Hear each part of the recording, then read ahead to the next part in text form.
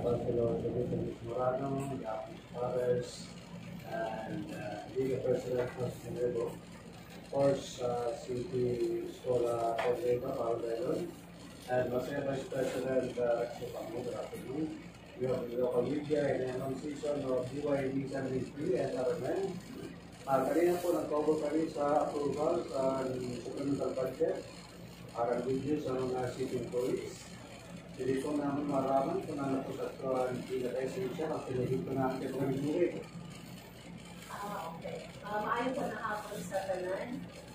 We'd just like to inform our city employees that finally po ang supplemental budget number 1 amounting to almost more than 34 million is now approved. So, it's a sign of relief, para sa aking tanan. Sa Panadawa City Councilors, na nag-uusap kami para aprobahan ito na supplemental budget number 1. Actually, namin mga concerns lang tayo kasi kami kung nalipag-idagdag namin aside from the supplemental budget. And dito kami na napag-usapan na city savings, nag-request ni Honorable Rosemary Salvacion na i-intraman din because ang land bank, hindi na sila nag-entertain sa mga loans. So, ang city savings bank will be the one to pag sila na take over sa mga gusto mag-loan sa city government. And also, isip din natin ang mga putong barangays natin na kinanlan aprubahan na din sa supplemental budget. Kaya lumudamong sa nakakasunod sa supplemental budget for the development of the different barangays. So, very, very happy ang barangay and of course ang empleyado sa nangyari. So, Madam, you may understand that what was tackled just a while ago, it is a supplemental budget, not the budget for next year. Yes. Yes. Kung ikaw, problema pa tayo, kasi hindi na it was a given attention by the members of the city council. So what will be the effect? Anong nangyayari dyan? Pagdating ng next year? Actually, may directive na sa akin si Mayor to have a session every day. But the thing is, di kami naka-meet sa forum. So every day, nag-meeting kami, nag-akan kami sa session, the five, si Honorable Rudy Morano, Honorable Javis Pares, Honorable Melinges, Honorable Francis Nuevo, at Honorable Langco na ating SK Division President. So, di ba lang sila, hindi na forum. We need 2/3 vote para ma-approve natin ang ating budget. So, amin ang pinaka-sad naman na dapat i-unlock natin sana magkaroon sa gihapon para ma-approve na rin ang budget. And I think ang chairman natin sa committee on occupation, si Honorable Ruby, may concerns kasi, may concerns din kasi si Honorable Ruby na sa tingin niya dapat mag-read during the session. So gusto na rin niya na kung sana mag-session para mag-read na ng mga bagay na sa isip na hindi na address. Good afternoon. Isa po ako sa nalipay sa yan at naman niya inatlaw na na-approval na natin supplemental budget number 1 and also the approval of the barangay supplemental budget realignment and also of that of the SK. Pwede man ganit mahigod pag i-restoryahan. Now, what is left is what is for the future sa aton, di ba? Yan na ini para lang sa Disyembre na deserve naman sa naton empleyado na mabatol. Ay sabi pa nga ni kanina, SLP, tapos ang mga how committed our employees, deserve nila. And with the local expenditure program para sa 2025, mas deserve po natin ito na ma-aprobaran. So sana ginala ko po na magkaurusad hapon kami. What is in store for the 2025 is the implementation sa third class status sa naton syudad. Dako na bagay ini, kag dako na porsyento sa aton MPA, ang aton budget ang mababaton sa syudad being the third class, as the third class city. So, ang aton budget for next year, ang sa PS naton, ang sa personal services, that includes the increase sa mga salaries. Increase sa salaries, and there are also salaries na increase para sa mga aton contractual, pareho sa mga job orders na ginaayudahan ta kaupod sa aton mga barangays. Also, that of the programs lalo na gayon. Ang aton niya na ang delivery of basic services naton. Yan na, sa pagkadugay na panahon, nagadamo ang tao, diba? Nagadako ang kinahanglanan naton. Pag naabot ako ang third class, mataas manggutani ang aton budget para sa nila basic delivery, sa basic services.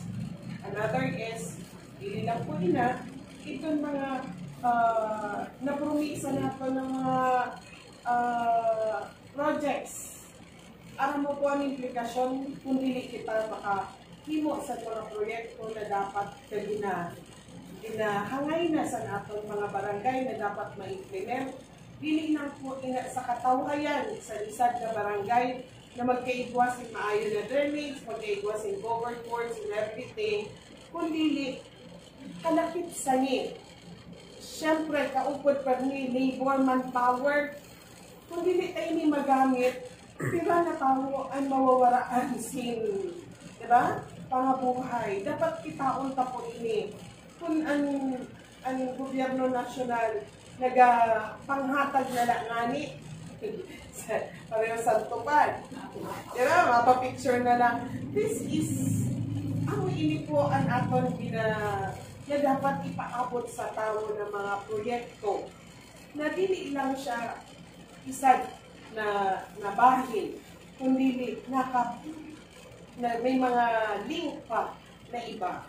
Ang mga nagahulat na mga aton mga senior citizens, ang PWD, solo parents, ang women sector naton, iba po kita sa SDG phases, ang aton health services, mapatuna na po kita kay tapos na ang Bolo Super Health Center. So, kinahanglan ta sa manpower, igwa kita available, pero kinahanglan din natin some additional funding for that. Another is, ang katawahan sa aton mga taxpayers, na bisan abroad sila, makabayad sila sin direkta sa city government in the tip of their hands. Kaya aram ta po na yana, kinahanglan na nagayod naton maghabol sa technology in governance. Diba? Another is, lalo na gayon po, ang programa natin on scholarship, city scholars. Anima po ang natin coordinator for the city scholarship. Kinahanglan pa. Ang aton po, isag po na pinakahanggalan yan namon na kung may status po ang aton budget for next year is an aton chance for the SGLG. Naging kapuyan pa po na 7 consecutive years na kita. At dili po, ang mayor dili po kami. Ang grabe na kapoy.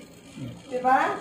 Ang tuna sa pinakahamubo na empleyado may contribution sa ni na SGLG. Dili lang po kita nagahinguha for the award, but ini na award is giving us for isa tool para po sa diretso kagtadong na pagkaluyan, which is nasa standard sa award giving bodies, which is the DILG. So, ina po kung paano ibabatsagan sa namon itong rupod may an increase, ang mga damok si ma-retire, damok si Mahali. Diba? May mag-graduate kami na kaurupon. Ano na lang? So, ako po ina, ang mga napaloob sila na ang budget for 2025. Pakilahanan ba kayo? Pangit kay pasakyan. One more question. Kay connect to dito. One more question. No? I have interviewed Councilor Abilia, the department niya. And they told me the reason why they are not attending the regular session because there are pending motions that must be resolved first before jumping to another agenda. Yun ang reason. They was trying to convince me the reason why. No. Is there any law sa local government unit that may compel the majority to attend the regular session?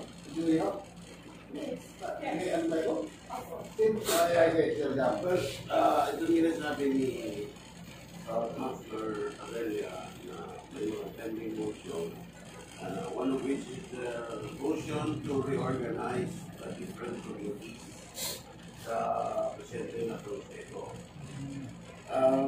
But we were quick to oppose to that motion, to the approval of that motion, on the basis that there were no justifications. There were no valid reasons why they would seek for the reorganization of the different committees. Kaya, inupos namin dito, the presiding officer was not able to decide on that particular motion, and eventually that was lost on the motion was lost on the table. And at the end, nakalapay na ang motion kasi ang contention namin na ito pang kamisin basihan na maka-decide kung sino tama sa amon. Because sila kami unom. So, ginasabi din ng majority sila. But, in our IRR, in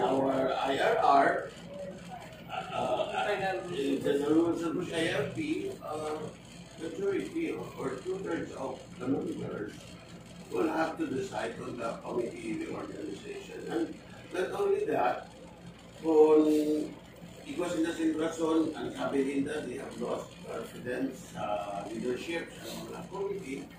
Well, that is just siguro ang isip nila na rason. And that cannot be decided upon by the council itself. The reason is valid. That has to be brought to the court. Actually, kaya deadlock wala kong reorganization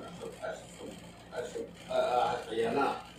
Ang ato na pinapasalamatan sa inda, we have cooperated ang tulo na lado that it was in common stand to approve the supplemental budget.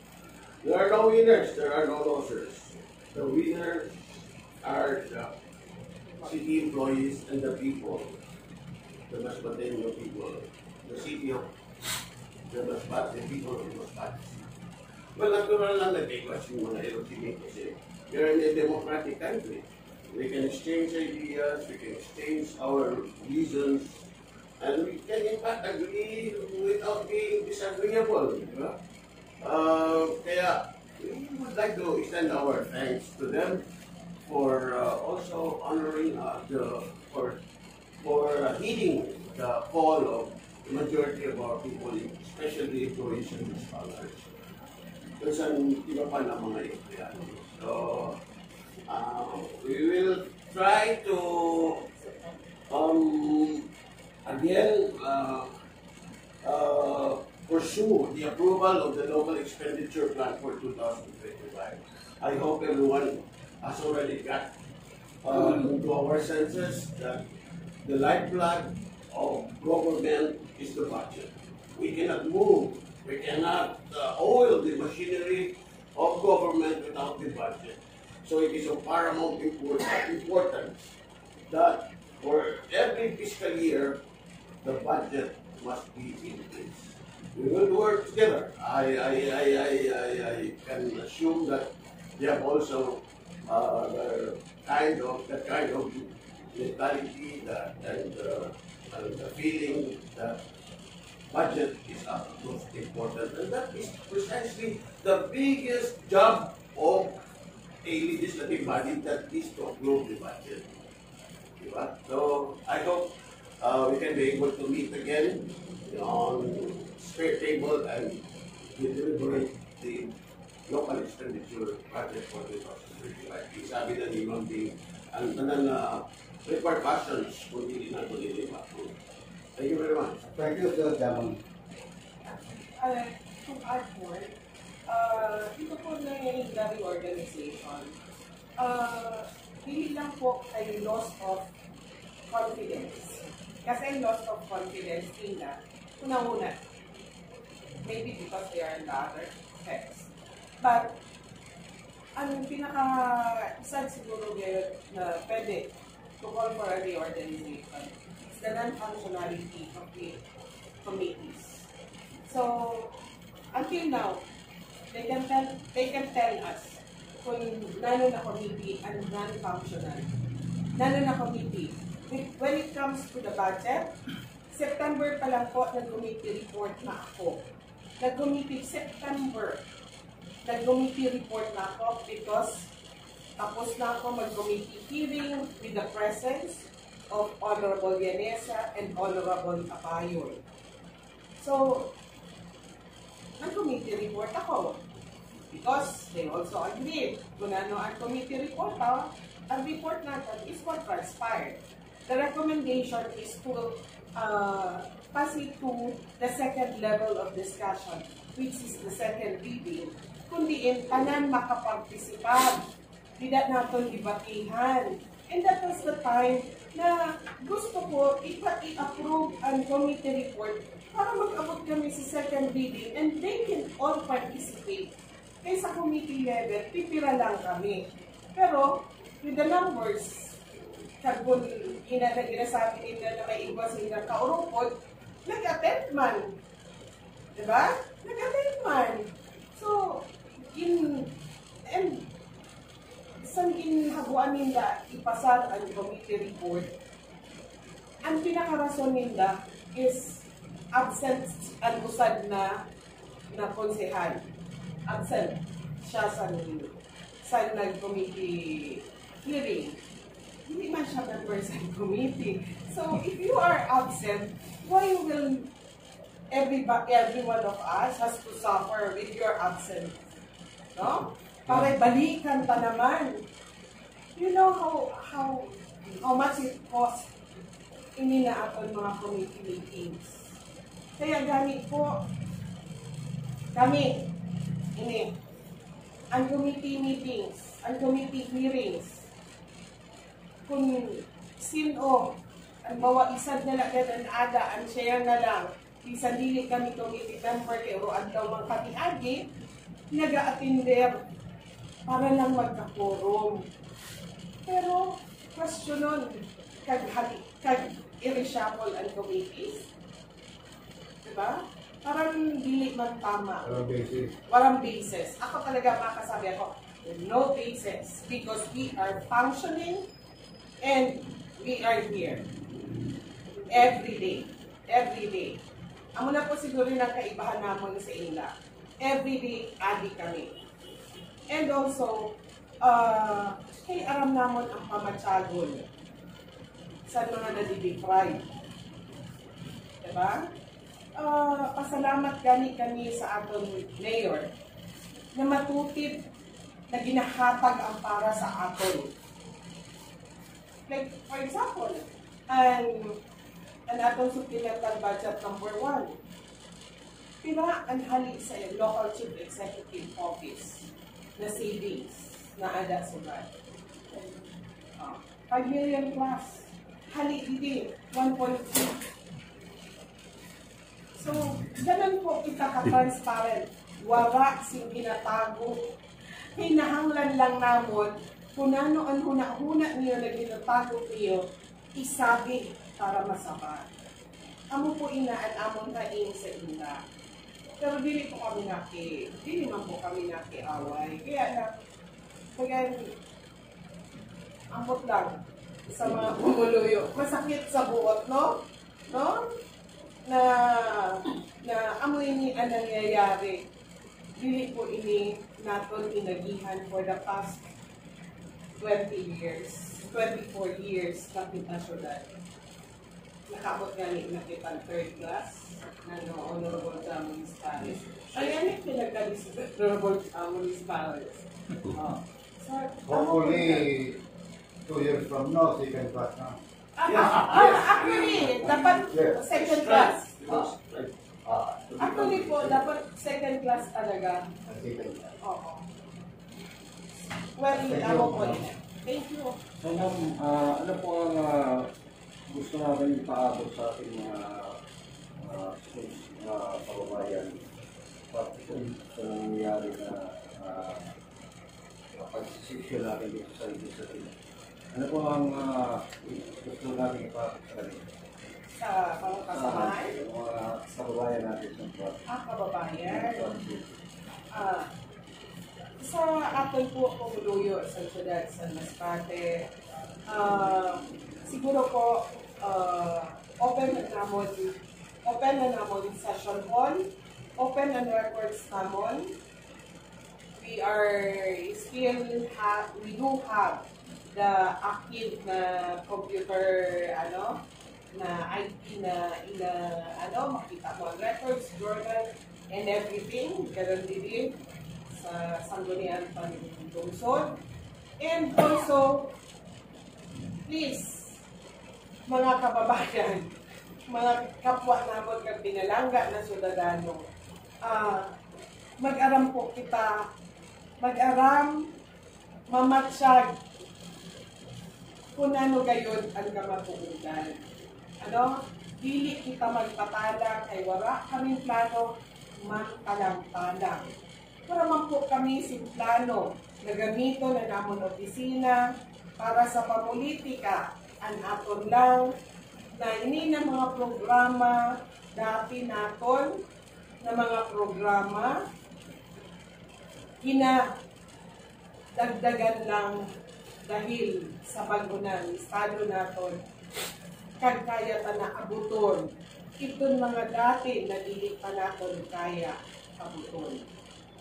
I deserve ini Salikada Ciudadano na klase sa serbisyo. Ako sa ating po Liga President kasi narimaro na ako sa mga Liga niya daw, especially sa mga 3 weeks gusto ko, emotional yun. Pwede ko naman mapatihan ang sentimento sa mga barangay chairman sa 3 na barangay sila. Mario po, kahapon, thank you po.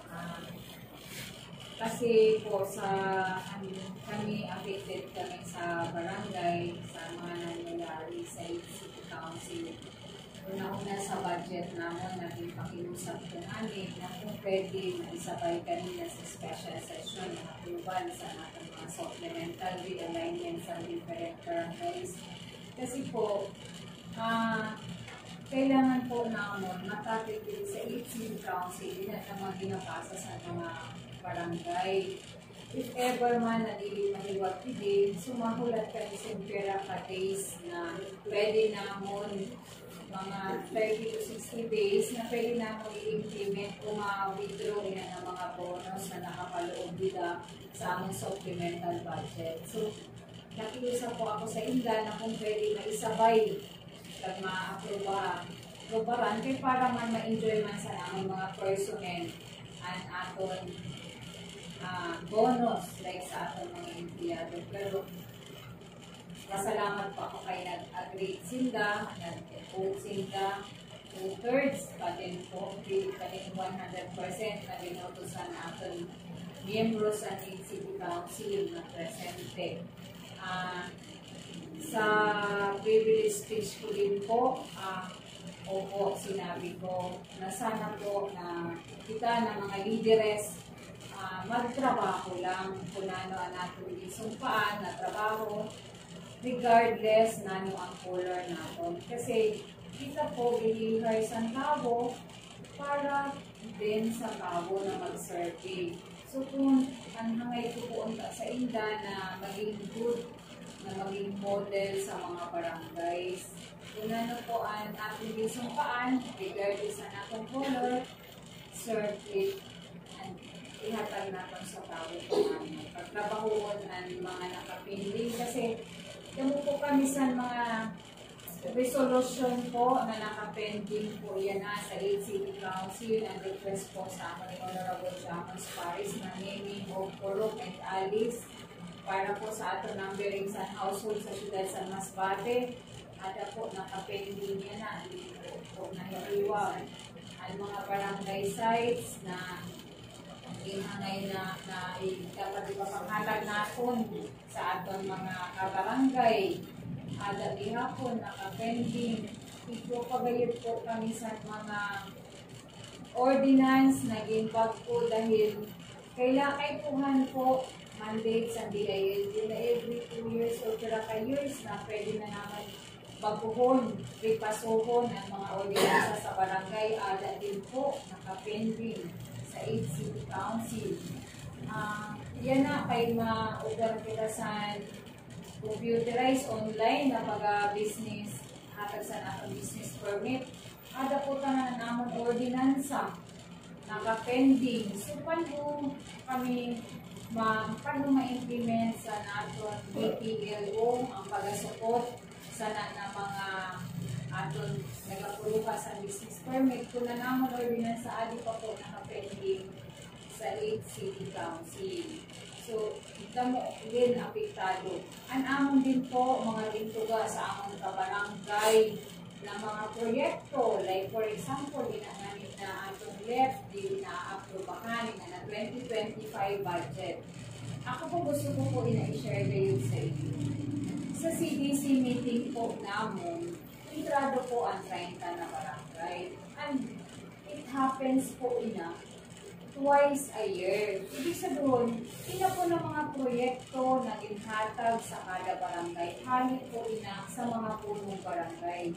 Kasi nakapaloob po dito sa meeting namin, top 3 priority projects ang kada punong barangay. Who is the punong barangay? The representative san barangay, san mga katauhan sa barangay. So, amin na naman top 3 priority project na binapasa naman sa planning officer sa city government. Hindi po kung kaya sa city government refunded, dito po naghahali na 20% development fund ni Mayor Ate sa top 3 priority project na ginahatag sa manlain-lain na kapitan. So, ito ba naman, like for example, ako nalagay yun po, sabi ko sa iyo, ito ba po sa akong barangay, sa barangay sentro, na top 3 priority project ko, repair sa Doña Maria Auditorium. For 2025 po may budget si Doña Maria Auditorium kasi at po siya gimbutangan akong top 3. Ang patubig, ang street lights na solar supposedly na ibubulutang ka. Ang mga covered courts, ang pagkapera na barangay sa Costa Rica, naging tuba din minsan mga akong kaulupod ng mga punong barangay. Ang mga repair din po sa mga pathways, sa mga barangay, ang kadamo ang kalit po ito, ang mga patubig sa Aklan and Coastal. Naada po nakapending. Dili po sindaan na apektuhan. Kami po na barangay, kay adto po dito, ang among mga pinaka-main na project supposedly na dapat mapunduhan sa 2025. Ada po da nakapaloob sana na left sa city government. Kay piraman lang ang amount sa 20% development fund namon hali sa NPA sa barangay. So kailangan po namon nanduwi. Kung dapat po ang pasalamat namon na ang city government nakaalalay sa tanan na barangay. Tanan po na barangay kung kita ang yung left, ikwa po kami tanan. Wala po sa barangay na pinili. Wala po sa barangay na neglected. Hindi po matuod. Bisan mo mautang sila sila tanan. Kami presente during the CDC meeting. Ada po inagad na po. Thank you po. Mayo na hapon. Merry Christmas po. Natin nadaraan po ang pundo natin for 2025 sa Butas ng Karayom. So gaano po ito makakaapekto sa ating po mga empleyado, especially dun sa mga retirees or dun pa sa mga empleyado na may mga pininduhang projects or programa po. Actually, sir, nakapaloob sa LEP 2025, so very concerned of the all LGU loans kasi nakalagay doon yung much awaited salary increases na binitawan na ng national government. Kasama doon yung salary increase for government employees as well as yung third class increase natin due to the automatic LGU classification.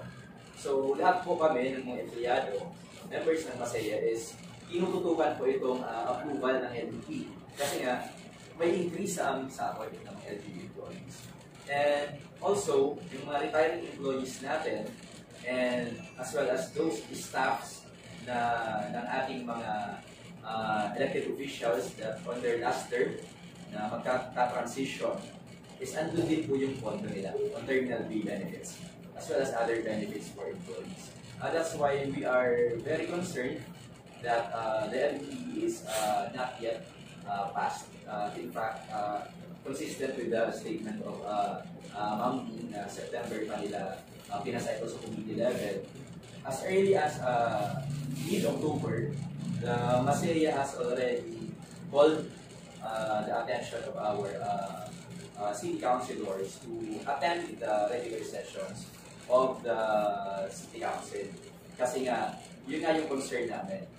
We want the LEP to be passed para maibigay sa mga empleyado yung benepisyo na nararapat para sa mga empleyado.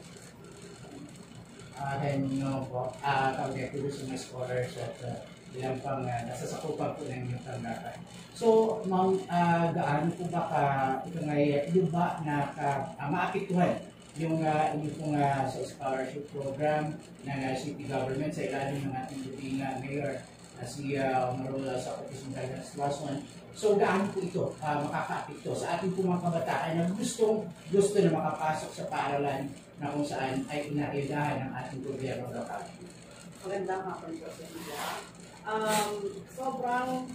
Sobrang apektado po talaga yung mga estudyante, lalo na po ngayong school year 2024-2025, kasi mas madami na po talaga ang city scholars, more than 6,000 na po sila. Yun nga po ang problema ng mga estudyante.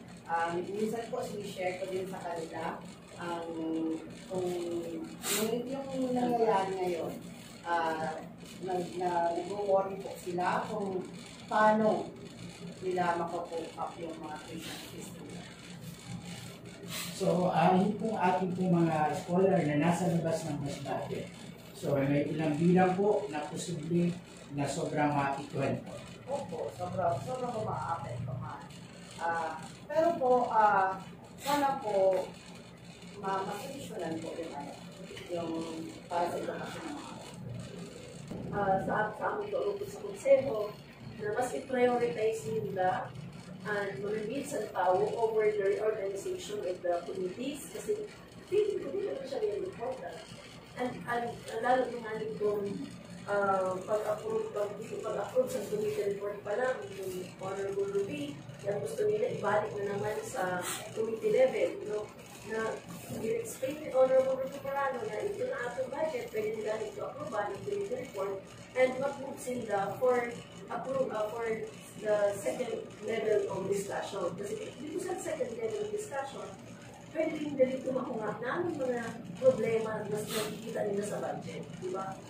Kung may nakikita kasi sila sa ating problema, natatakot naman nila during the session. So, ang nilagay, mag-attend sila sa session para ma-discuss, pinanamin sa isip nila at may mga agam-agam ba sila. Kasi unless naging kami ng report, hindi kami magdato sa session, hindi natin nila discuss, hindi ma-approval na ang budget.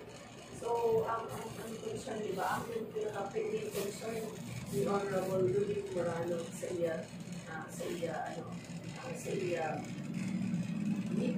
ang itong inasabi, at may sagit ko na din sabi sila na wala ka-resolve, ay nag-go over ako sa journal kasi gusto ka rin nila ibalik sa committee level. Ikaw ako nakita ko sa transcript sa journal na may resolution ito, na resolve ito. Sabi na nag-move si Honorable Rosemary Salvacion na i-defer and pagtratar sa budget for the next session, sabi niya, for the next session. So, may resolution yun. Yung walang resolution na sinasabi namin, yung yung sa reorganization. Kasi, may ginasunod kami yung sa IRP, is Internal Rules of Procedure. Kasi, maski ginasabi nila na majority sila, may ginasabi na maski majority ka mo, hindi ka mo basta-basta makapa-call na mag-reorganization without 2/3 vote. So, hindi naman sila nakapasar sa 2/3, kaya nakahangin dito.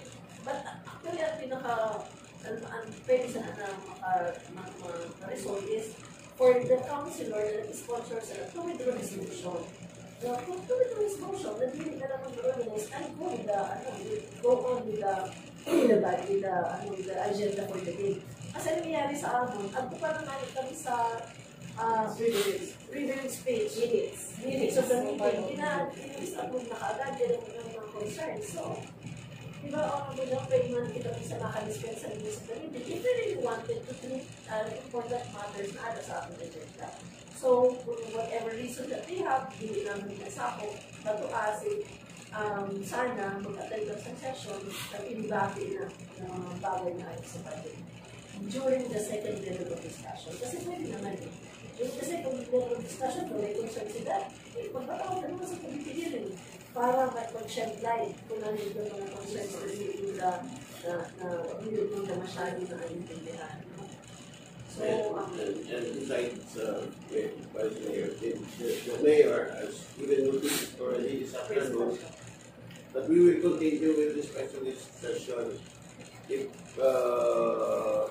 kung pwede nga rin o adlaw until after we will be able to deliver the LEP. So there is no timeline from beginning today, tomorrow, until the end of December. If hopefully we will be able to convince them to come to the table and let's discuss the LEP. This is for their own good and for our own good, and even for the good of our people. So let's keep our fingers crossed. As I said earlier on, that we have already come to our senses with the approval of the supplemental budget. I think that was a sigh of relief. Although nakakalungkot nga dahil noong mga nakarang session ay merong nagkagulo, gulo-gulo. Pero hindi na yung parte ng demokrasya. Kasi wala sa demokrasya ang magsasakitan, hindi po ba? Yun naman ay that was taken care of our law enforcement. Nasa kanila na yun. Sa Husyado po. But again, the 5 of us, the 6 of us, come what may, dark, day, at night, kung tawagin kami ng special session, dadalo kami upang ma-approve ang budget. Yan ba? Thank you. And ngayon na po kita kay Animal Seas Federation President, si Dora Velasco. So ano po yung masasabi sa mga nangyayari sa deliberation o sa pagkaulam sa approvals of debt and other so the benefits or budget policy? Labis kabataan. Sa part naman po sa SK, very attentive po kami na maglilimaksi ba ng budget. Kasi po, isa po sa program namin po is mag-auwas at covered court.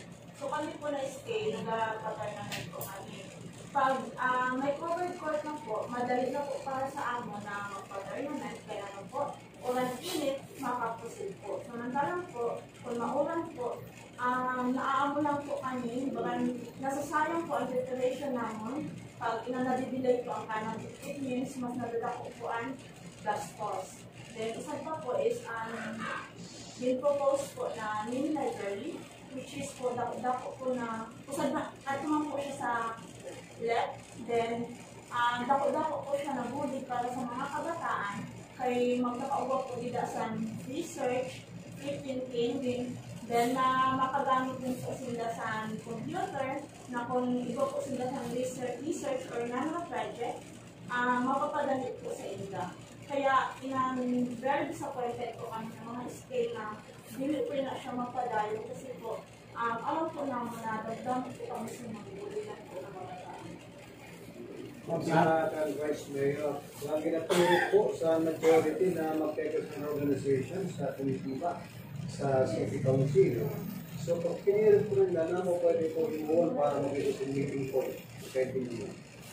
Actually, yun ang pag-organization, madali man ang po yun. Actually, justifiable cause. Because I cannot admit no, na during the discussion, may sinabi sila na one of the reasons, non-functionality of the different committees. And I cannot accept that because we have a record. A record shows na halimbawa may 14 na mga community meetings, no, na before sa different committees. Minsan halos 12 na, 11 na trip, na tapa, minsan nila 10, minsan 9. Sila mismo, alam nila na di sila non-functional. So why would I, lalo kaya na i-approve the organization, alam naman na ang pinaka-reason for that is ang nila na non-functionality, which is hindi naman siya matuloy. Kasi the record will show na hindi kami non-functional. Kung masakit ba sa buo na mag-organize dahil sa reason na non-functionality, diba? Halos talagang yung mga committees nila, talagang nagtrabaho. Pero na lang ako sa bulan, ma-election na eh.